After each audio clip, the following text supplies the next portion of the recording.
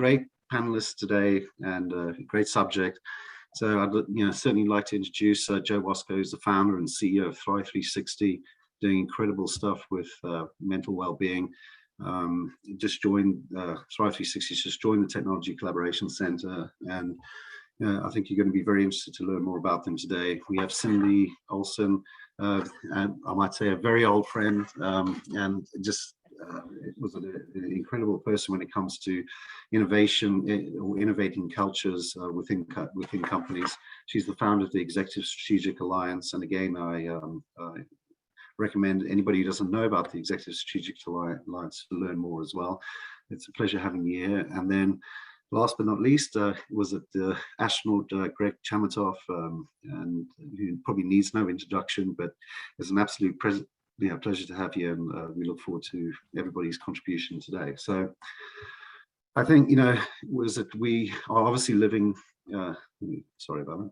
We're obviously living we're still living in a world of COVID, and the World Health Organization and everybody agrees that, isolation, fear, there's been so many mental, health issues associated with COVID, or certainly exacerbated with COVID, that we see the bottom line of companies affected in many ways, and so as companies struggle to provide the best working environments for their employees in this world of COVID, and hopefully post-COVID soon, there are tools available that that can be accessed and might be accessed, but not always available. So I think what we've learned from, certainly from Joe and his team at Thrive 360 and their efforts with virtual reality as one of these tools has been quite interesting. So I think everybody on this call was on this webinar is going to enjoy learning more. But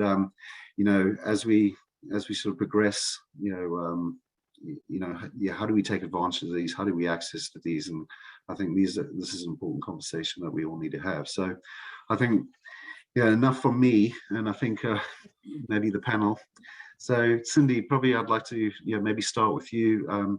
You speak with industry leaders through the Executive Strategic Alliance on a weekly, daily sort of basis, and you really have a keen ear to the ground and feel the pulse of a lot of these companies and what they're experiencing, certainly in the realm of mental well-being. And so maybe we can sort of have a sort of ground. Was it a ground level sort of understanding just as how bad this problem is and what you're sort of hearing from these industry leaders? Thank you. Hey, Mark, just a little bit more context. And I am an old friend, and it's old. I'm old. This will date me. I was a CHRO of Enron years ago. And so the reason I founded the Executive Strategic Alliance is because I really wanted to help executives with innovation. We were 20 years ahead of the market in almost everything we did. And I feel like there's a lot of things that you're so busy in your daily life as an executive that you just don't have the time to look out and see what's on the horizon as far as innovation. So the Houston Collaboration Center is a great way to figure out that innovation that's kind of peeking itself out from over the hill. I do talk to a lot of CHROs and CIOs, and I know right now the biggest issue in organizations is talent. And in some circles, they're calling it a talent tsunami. And really what that means is basically the talent in organizations, they're either leaving, they're on their own because they want to find something different. COVID has given them the option to be able to go places that they weren't able to go in the past. I know in Kansas City right now, we have companies from the West Coast, the East Coast, and also from London coming into Kansas City and offering employees in companies in Kansas City 3 and 4 times what they're making in Kansas City, and they can stay here where the cost of living is very low. It's happening all over. I've talked to executives in Salt Lake City. I've talked to executives in Nashville. In fact, I'm working with a group of HR leaders in Nashville on how to keep that culture in Nashville the way it is. So the talent tsunami is the biggest issue that I think every corporation needs to focus on. And with respect to well-being, I think there's 3 big costs to it. First of all, you're going to lose talent. And I think Joe has some slides on that. But there is a significant cost in losing talent, regardless of the fact that you're not going to be able to find it. So you're going to have to keep your talent, right? And the engagement level of your talent is how you keep those people. And part of engagement is the well-being of your organization. In my role at Enron, I work with McKinsey side by side, transforming a lot of different organizations within Enron. And so I go to McKinsey a lot for thought leadership. And I will tell you that they just put out some reports that basically said that right now, a good 82% of employees and the population in general have some kind of distress, moderate to heavy distress. And that means that there's only about 13% that don't have any distress. That's a big part of our population. And that then really does impact the engagement of your organization. So you may have people that stay, but if they're not engaged, they're not productive, right? And I think Joe might have some things to say about that as well. And finally, healthcare costs, you guys. I mean, think about the cost of healthcare when you've got employees that are having the kind of behavioral health issues that they are right now with COVID. And McKinsey's saying right now that 60% of the healthcare costs are from behavioral health issues. So as an organization, you've got, first of all, you aren't going to find talent. You better keep the talent you've got. And oh, by the way, your healthcare costs are going to go way up if you don't do something with well-being. Just to wrap it up, I was at an event on Sunday night and met a young woman from Chicago. And she actually said, she's a psychologist. And she said, I have more patients now than I can handle. And I think that you're going to find that across the board. So it's a huge issue. I think everybody recognizes it. It's become an issue that people are okay talking about, thanks to people like Simone Biles, right? And so it's a big, big focus for organizations today. That's true. And I think I've heard, in conversations I've had with Joe, certainly talking about there's been more celebrities and others that have come out and started talking about the subject, where it's, in the past, it's actually been quite a stigma and something you don't get involved with. Is that right, Joe? Yeah, I mean, we've got a slide that shows a problem slide that shows that, 8 out of 10 people and employees will, they're ashamed or don't want to talk about mental health. Despite those public service announcements by famous athletes and musicians and actors saying you shouldn't be embarrassed, but most people, despite that, the research that we've done, and we delved deep into this, shows that people hold these types of issues very close to the vest. They're very personal. Most of the time, they don't even they're not calling their friends and family asking for a good referral to a psychiatrist or a psychologist or a therapist. So we see the problem is, how do you get your employees to engage in a process that will actually help them feel better, help them perform better, help them be more present, help them reduce the times that they're leaving to go get counsel or help or support because their imagination's running a little bit wild. And most important, the biggest pain point that the businesses are dealing with are, retaining employees, like Cindy mentioned. I mean, how do you keep people and how do you retain them? We took a very basic approach to it and began to look at the reasons why these 8 out of 10 people are struggling and with the idea of even engaging in support. And what we found was that if we built something that was tailored to those 8 out of 10 people, that was our goal. Because then we could, and what we did was we built something that was anonymous and confidential, because we found through the research that was a big issue for these 8 out of 10 people that are struggling and don't want to engage, again, despite a lot of support out there from very well recognized people. So, whether it's, and a lot of people aren't able to schedule their crises in life or crystal ball them. And so what if something happens to you after 5 or on a weekend? Can you even get anybody to help you with support? So that's the approach we took from the very beginning, because we felt like if we can get engagement, which is kind of to Cindy's point, then we're on the right track to supporting employees. And then once we can support the employees, then that will transfer to minimizing these pain points for the employers.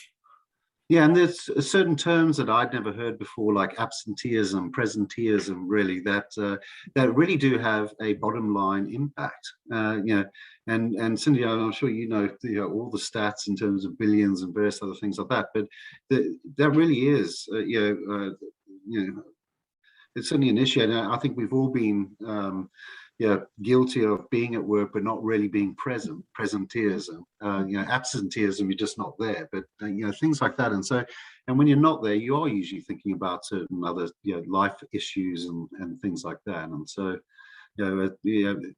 have you seen studies in terms of the sort of economic costs of this, and potentially if this was addressed, how could it improve a company's bottom line? Or well, I have, and I don't have those statistics at the top of my fingertips right now, but it's huge in terms of people that stay, but they're not totally engaged. Yeah. But don't forget that right now, those people probably will leave because they've got other options. So the cost of turnover is huge as well. And I've seen some of the stuff Joe's put out on turnover. He's actually right on. I know that Deloitte will say, because they're a thought leader for our network, and they will say that from a organization standpoint, the biggest issue that an employer has is employee well-being, and how that it converts into engagement and staying in the organization. Right. I mean, these numbers here are, pretty telling. I mean, and there's a lot of pain inside these numbers. If you're looking at $14,000 a year, and that does not even include turnover, which is the real big pain point, the real costly one. I mean, for a company of 100 people, it's going to cost you, I don't know, somewhere in $1 million, to $2.5 million, $500,000 to $2.5 million a year, just for a company of 100 employees. And that's really getting worse as this COVID stuff is taken over. So I think it just goes to the very basic point of we need to take care of our employees, and in return, hopefully we won't be playing the bigger, better deal, trying to chase down people and make it just a matter of paying people and want more money, but they'll actually be a better cultural fit because their employers care enough about them to provide them a solution that really works for them. Right. And that's I think going to be the key to solving something. And I think this is one of the issues. I mean, this could be a 3-hour webinar, I think, and we could chat for almost half of it, certainly about the current state. So we really want to get maybe a little bit towards the sort of the tools and things like that. But we do have a special guest. Was it Greg Chamatoff? Astronaut Greg Chamatoff, who has been in a pretty unique environment up on the International Space Station, and certainly, I think what we've heard from other astronauts, or certainly in that space, is that feeling of isolation. You can't just step out of the International Space Station and go for a run. You do have isolation issues. You are away from your family for long periods of time, and so it'd be quite interesting, in terms of finding those parallels between what we've gone through with these pandemic lockdowns. So, Greg, I'd love to hear a little bit more, just in terms of your thoughts of what that working environment was like, parallels maybe. Yeah, absolutely. The parallels were striking, and it really started, right at the beginning of the whole COVID, situation, when we were kind of all locking down. I think everybody now is sort of qualified for long duration space flight because it was very, very similar, and I remember at the beginning, I have 2 teenage kids, and it was, extremely difficult for them. And I felt bad in a way, because my feeling was, I can do this. I've done this. This is familiar, and I'll do it for as long as it takes, no problem, But that's because I've done it before, and the mindset there is, it's going to be over at some point, right?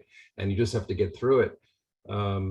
But no, the parallels are really striking. I mean, like you said, I mean, you're just not around other humans, right? I mean, there's only a few other people in your space that you're with the whole time. So that's, what one thing that's different about that is it's not your family. So you're away from your family, but you're with only a few people.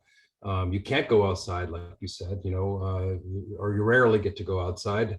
So it's maybe even a little more constraining, because here, we were able to get out and at least go for a walk or something like that. The other thing is, you still have to continue working. A lot of us, terrible for people who lost their livelihood, but everyone else also who managed to keep their livelihood is trying to work and continue functioning at a high level despite the situation and the stress, and kids that are having to also work and do schoolwork in that environment. So that's also similar. It's a big change of your routine,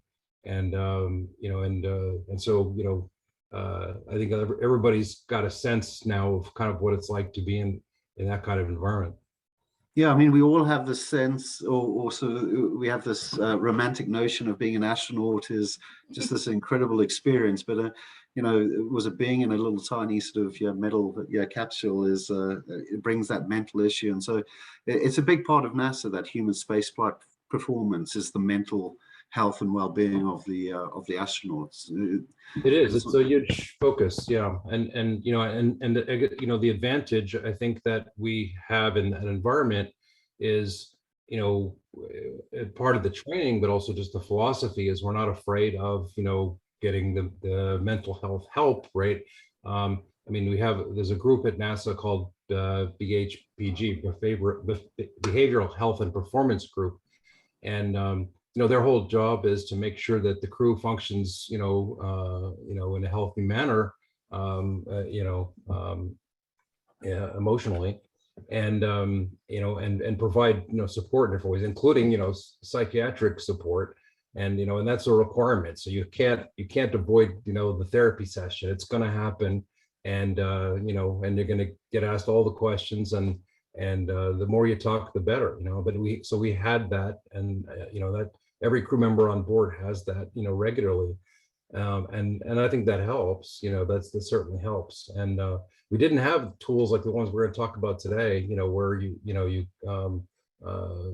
could help yourself in the same way, but having, I think having no stigma about the support is a really helpful thing. Yeah, excellent. I think that's a good segue into sort of maybe diving a little bit deeper into the tools that are available, and certainly then getting into sort of the VR side. But I think we all have potentially a lot to. We could learn a lot from some of the astronauts and what they went through and the training there, with this. But I think then, maybe going back to you, Cindy. There are resources available for employees, in terms of there was employee assistance programs and access to mental health, but we all know from the stats that these are very underutilized and a lot of barriers that exist to sort of access there. But so as we sort of over the I think over the 2000 the last sort of couple of decades, employee wellness was obviously a big thing, but a lot of it focused on BMI and weight and smoking cessation, various things like that. And I think one of the things that they could never really tackle very well is some of the most important, which is the mental well-being. So what are the sort of the tools that are available currently to employers to give to employees? Well, of course, a lot of companies we had one, an employee assistance program, right? But it's basic, and it really never addressed, like you said, mental health that well. It was not equipped to do that, right? And I don't think that the current EAP programs, or at the start of COVID, none of the EAP programs really had the ability to handle the mental health issue. I think they're trying to get better, but we work with a woman in New York that started a Wellbeing company after 9/11, and she is seeing that companies are starting to realize that the EAP programs just don't cut it with respect to mental health. This is one of the reasons why I'm a big fan of Thrive 360. I think it gives that, I think it gives people what they need when they need it, where they want it, right? And so I'm actually anxious to talk more about VR, but I'll leave that till later, because I think that's a question that you want to ask later. Yeah, I mean, and I'll just jump in and say, we're big, philosophically, we believe in just getting help is the bottom line, and help especially that resonates, because it's not a one person fits all. Sometimes when people are looking and seeking help, they don't resonate with a certain provider. And so it's not easy. This is not an easy problem to solve. Calm and Headspace and some of the digital platforms are very good because they are relating to what the younger generations default to, which is their phones. Calm is a meditation and sleep app, and they've done really well. I mean, they've been the one that have kind of paved the way. The difference between what we designed and what they have is that we wanted to design a medically and scientifically driven platform that was built with an ecosystem of doctors and therapists to take it to the next level. Because while I like the idea of doing a yoga session, or I like the idea of a workout, or distracting my mind from my current, issues, whatever they may be, those solutions don't always, most of the time, don't provide a solution, a permanent solution like a doctor or therapist can focus on. And that was the goal for us, because there's just so many people that don't have access to support, whether it's support with regard to relationship issues, or stress or anxiety, or problems with the kids, or just how to deal with life's issues on a general daily basis. I mean, imagine if you could go to a single platform and at any moment in time find yourself sitting across from a therapist or a doctor who specializes in what's ailing you at that moment. That was our goal. That's what we created. Yeah, and so going to maybe a little bit into the sort of VR sort of space now, Joe, that you're mentioning. I mean, we have all seen it was a great ads from Calm, and there's Noom, and a few others there, but none of them are really sort of focused on the VR sort of aspect of that. What does VR give you that maybe some of these other tools that are available don't? I mean, the virtual reality is a component of what we began with from day one, because it's just so cool. And VR allows people, if you've never done it, it's truly the next best thing to being there, especially when you produce virtual reality in a high grade level with regard to film. There's a lot of companies that are into VR. It's like a gaming device where you might see it on your kids' platform, but it's very cartoonish looking. And I guess the goal for us is to create something that's the next best thing to being there, that's very realistic.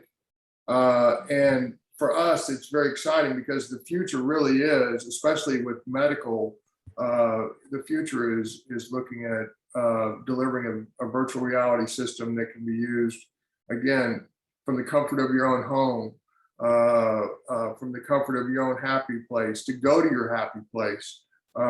And it's a component that we have that literally makes it very easy to block out all the distractions. In other words, you're really focused, and you're looking around behind you, all around, and we can transport you really like Dorothy and the Wizard of Oz. One minute she's in Kansas, and the next minute she's looking around and she's looking at the yellow brick road. It's really cool stuff. And when you combine that with some of the technology available to us medically and scientifically, we can really, we've just seen very good results. I mean, we did a clinical trial at Ascension here in Austin. And while I can't talk about that because it hadn't been published yet, we can tell you that the results were kind of crazy good. I mean, people were reducing stress. They were cortisol levels were lowered. People are losing weight just from being, in a better mindset. And it goes a long way just to, if you can create peace of mind within yourself, and it goes a long way into just living a more productive, happier life. I think that's one of the things, VR really has the promise of is,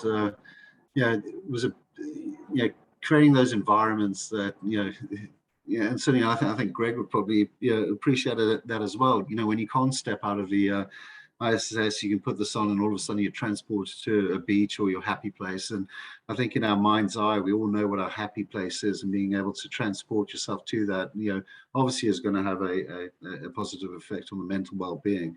I think those clinical trials are obviously sort of very important because it actually sort of clinically addresses these things that are important. I think one of the issues with VR at the moment is its mass adoption. And I think if you look at it, a lot of our kids, maybe on their gaming platforms have VR as they break blocks and do other run around and fire on things. But it's not mass yet. But I think as we all know that was Apple's introducing their VR glasses later this year, and Google has attempted and keeps on refining those, and Samsung's getting into it. And I think we are going to see much more adoption of this, but content's going to be key. And so is there content out there that really addresses some of these more important sort of issues rather than just gaming? So I don't know if anybody wants to address maybe that comment. But hey, and Mark, I'd like to just kind of throw in a couple comments about VR, because that was my first concern when I saw Thrive 360 was the VR component and who was going to have the headsets, right? And how is it going to, like if you were at a Tyson Foods, for instance, how were you going to be able to get these headsets to everyone? But I will tell you that we have the ESA as an advisory board where we bring next generation technologies for the workplace. And I'm working with a group called Moth and Flame. And he has a background in movies and Apple and Google.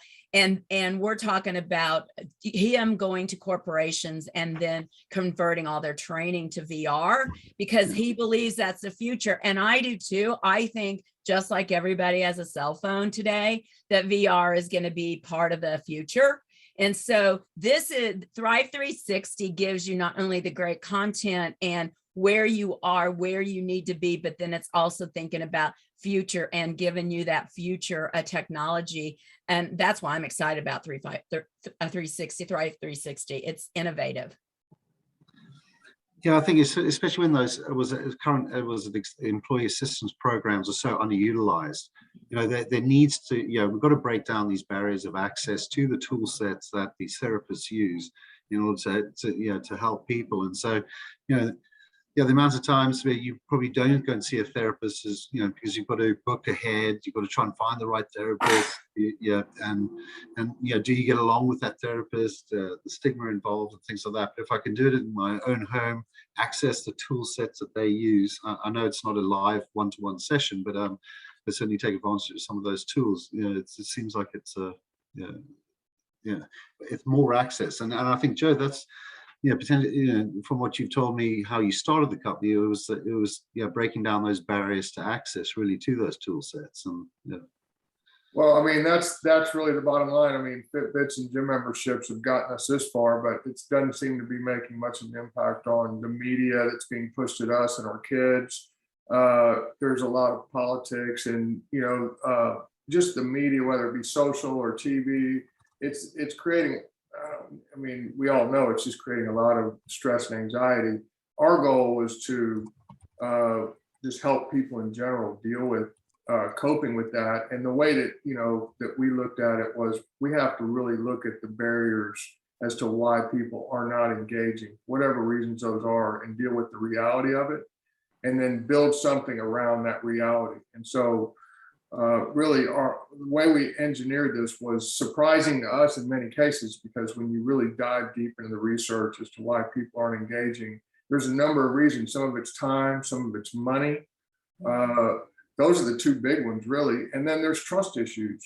With 8 out of 10 people, again, it's something they hold close to the vest. So we spent a lot of time engineering this around the people that really, truly don't want to engage. And so now that we've built that, we've made it very easy for people to do it anonymously in private. It's really cool stuff. And the best part about it is it's working. It really works. I'd like to jump in and touch on a couple of points that maybe rewind just a little bit, but the advantages of VR. I kind of, I always think about the the typical therapist scenario that anyone has in mind, where you're asked to close your eyes and imagine yourself in a forest or something like that, and and it's difficult, or you're listening to a tape and it's telling you to do that. Yeah. And it's difficult, right? It's difficult to hold that in your head. When you do this in VR, it's like you're just there. You're 100% there. There's no question that whether you're there or not. You're so much there that when you take off the goggles, you can't believe you're in the original room you started in.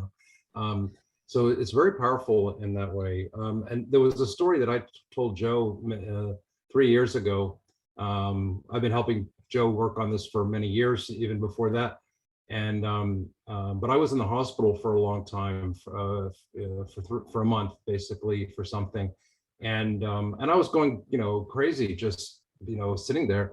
And but at one point there was a VR experiment that somebody came and asked me if I wanted to participate, and I was like, "Oh, am I still on Zoom? I seem to have lost the view." No, you're good. Okay, all right. And I of course, yeah, sign me up.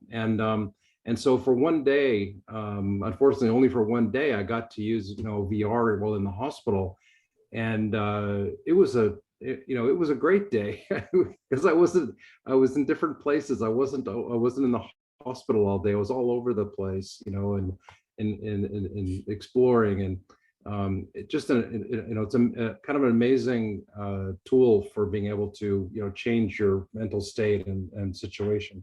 I wanted to also comment on you brought up the point of the adoption, and and although it's been mostly a gaming device for the up till this point, I'm a professor at Texas A&M, and my lab is basically a VR space simulation lab, and so we're using VR for all sorts of other applications, and I don't think it's the content or the gaming that's what's going to create the ultimate market here. I think it's the other uses, the collaboration, design collaboration, this idea of being able to have mental health support, and other tools like for guidance for workers in the field, to guide them. I mean, sort of maybe those are AR kind of tools to help people fix things or run procedures. And so all these other applications, like communications, those are the things I think that are going to drive the adoption of the technology. Agree. We actually had an interesting question. It was from the audience, Greg. Is NASA considering programs like Thrive 360 for sort of future missions? I guess they're talking maybe about the longer missions to Mars and stuff, where considerable periods of isolation are there. Yes, yeah, absolutely. We're working with NASA, meaning Texas A&M, but also we're talking now to them about the mental health aspect of it as well. But there's a lot of things that NASA does with VR. NASA's kind of been a pioneer in applications for VR, serious applications. We've been using it for training, for EVA training, for probably 25 years, maybe a little bit more. It's impossible to fully simulate the EVA and robotics, experience, on the ground. You need to be doing it in zero gravity, but this is something we can do in VR, and so it's part of our entire astronaut training program. But there's a lot more. We did some VR when I was on board the space station. We did VR training on board. It was pretty funny because I don't have a laptop here, but we basically took a laptop, flipped it upside down, and put it on our head, and the screen was split into two, and we had these special sections to separate the two views, and those views were generating our VR display. So basically, if you saw an astronaut with a laptop on their head, they were doing VR training for something on orbit. That's gotten a lot better now, but that was something we did. And all sorts of training, now we're looking, NASA's looking at all sorts of training using VR. And also, there's been experiments on board to use VR, and AR to help the crew, run procedures instead of running back to a computer and reading the procedure, having something in front of you that's guiding you to what you're actually trying to do. So we're also working with NASA on exercise with VR. So you can, the idea is, can you improve the adherence to exercise protocols and the enjoyment of the exercise, and then ultimately the performance gained from the exercise by having people in VR, while they're exercising. So we created basically there's a new rowing machine exercise device that's NASA's looking at for longer duration missions. And we've taken that and added a whole VR scenario wrapped around it. Biometric data is gathered from the device, piped into VR, showing it to you on displays in VR. And you're rowing on a river and you're racing another boat. You can see the other crew and beautiful scenery that you're rowing through, and it's very motivational, much better than sitting in a room just on a rowing device. So that's I think the main point is that VR is certainly it was making a lot of strides, and I think we're going to see it in every possible way in our lives coming soon. So I think it's going to be an extraordinary space to watch, and Joe and his team at Thrive 360 are doing an incredible job within this area of mental health. We have another question, Joe, maybe for you, and there's Cindy. I've got another question for you as well. But Joe, this is from David Kerr. Do you use tools such as surveys or questionnaires to help match patients to therapists to obtain a better chance of a high patient-therapist compatibility? So, if I was just to say, from what I understand from Thrive 360, is you're not actually creating a relationship with that therapist, but what you're certainly doing is putting that patient, in the environment where that therapist might be guiding that patient, through VR in a recorded manner. Even if you're on a beach, through that therapy session. So it's not live one-to-one, but you do have questionnaires and stuff like that in terms of how effective these are and things like that, I believe. So maybe that's it. I mean, data and analytics is a big part of what we're doing, so that we can continue to learn and keep it real. We just launched, we've been working on this solution for 5 years. We just launched it 8 weeks ago. So we're just emerging. And really we do see VR as the future, especially with regard to some of these medical applications, because it's just being shown as very effective. And the platform that we have is very effective. But for those that are skeptical, because there's so many solutions and there's a lot of problems out there, I would just say that good ideas are a dime a dozen, and we recognize that.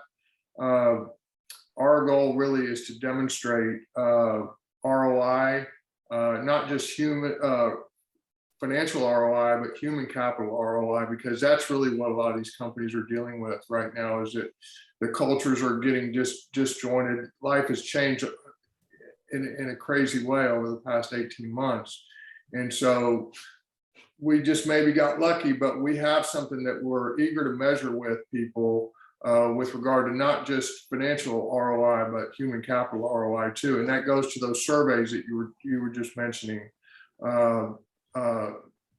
to understand better what's working, what's not, and to get the best match with regard to engagement that we can. Yeah, and I think that's a good segue to the question I got for you, Cindy, really, where, certainly in the healthcare environment, you've got a lot of products and services that were purchased that gather dust on the shelves of these hospitals, and had great promise and various things like that. What is the you can certainly provide incentive or sort of the financial case for this, but are companies willing to start adopting these newer type of technologies now, given the clinical evidence that we're sort of seeing from companies like Thrive 360? I mean, are they actively searching for these solutions? And the short answer, Mark, is yes. And there's a lot of people that, in fact, one of the CHROs that was in one of our sessions said, there's a lot of people out here trying to jump into this market because they obviously see that it's a big issue because of COVID, right? But there is, I haven't seen anyone that's this robust as Thrive 360. And I think that because of, as McKinsey said in an article that I read this weekend, this is a golden opportunity for organizations to rethink their entire employee value proposition, right?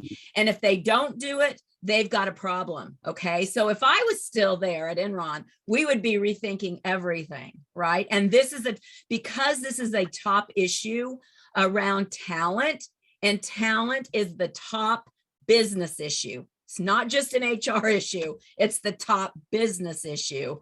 This would be at the top of my list. And I do believe that a lot of CHROs and even CEOs and boards are saying this kind of thing is the top of our list to redefine what the employee value proposition looks like.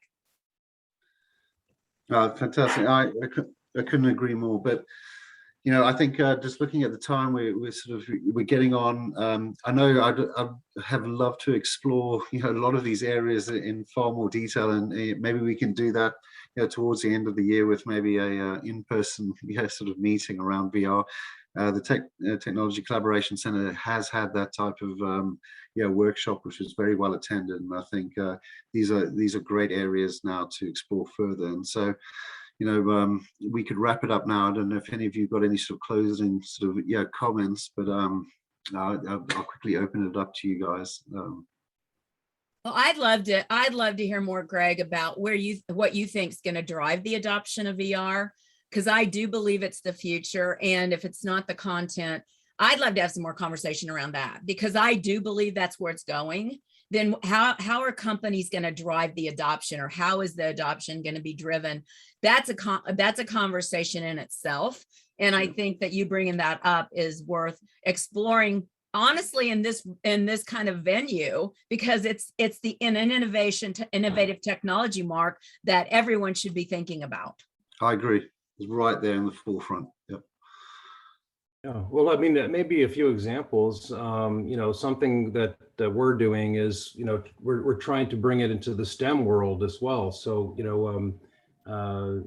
is a little off topic, I suppose, but we just, ran a STEM program in Australia from halfway around the world, and it's using VR software where students are able to collaborate and work in a space mission design scenario, and Wow. and so just the ability to do that, to have to reach into an area of the world that maybe doesn't have the same access to let's just say the technology or let's say space technology, and have that kind of in essentially virtual space camp with them. That has nothing to do with gaming, and it's not mental health, but it just kind of shows the diversity of the applications, for this kind of thing. Along that line, Greg, I've always said that there's once COVID hit, that it opened up a global talent market, because you can go anywhere in the world now and get your talent. What you just described is also a way to go do that and collaborate around the world with people that you've gone out and got from other countries, right? So it's certainly worth a discussion, I think, around this, because it's definitely a way to go get talent and make sure the collaboration exists. Yeah. And from I guess, because I'm here to talk about the NASA perspective, the small market, but, I'd really love to see this kind of thing being used on board, in a more powerful way, not just to help with, the same kind of problems people have on the ground, people have in orbit. You may not hear about it very much, but the problems are there. Part of the solution to that is communication as well as the therapy. And so, in fact, we were talking recently about it was in a recent movie, and many of you may have seen it. I don't even remember which one it was, but there was a crew member on a ship, and they got to see an AR scene of their family sitting in the living room talking to each other basically as a message to them, and they got to be in that space with their family. That was the recording. It wasn't looking at somebody on a screen. It was being in the presence of their family in their normal environment. And what a fantastic way to, to send a message. Wow. That would be, from a mental health point of view, being connected to family when you're on a very distant mission, that would be amazing, and something we should do. If we're capable of doing that, we should do that. So there's a lot. I think there's a lot of really amazing applications that are coming. And that's part of what this technology does with augmented reality and virtual reality, and combining them. We can put people in those kind of places. The future is really it's got a lot of sizzle to it. There's a lot of good solutions that are going to be able to be democratized using these tools. And I encourage everybody to reach out to Thrive 360, Joe and his team, if they would like to have demos and talk about other sort of applications of this and new content development. And again, also to Cindy's team at the Executive Strategic Alliance, just doing incredible things there. So look, I know that we're sort of over now the time, but thank you so much to all three of you for an intriguing chat, and really look forward to following up as well. So I know questions come in afterwards. This will be available online. Was it through the TCC website, and obviously I'll make it available to you guys to distribute as well. And but really fantastic discussion. Thanks, Mark. Thank you. Thank you. Great job. Bye, everyone. Enjoy yourselves. Thank you all for joining.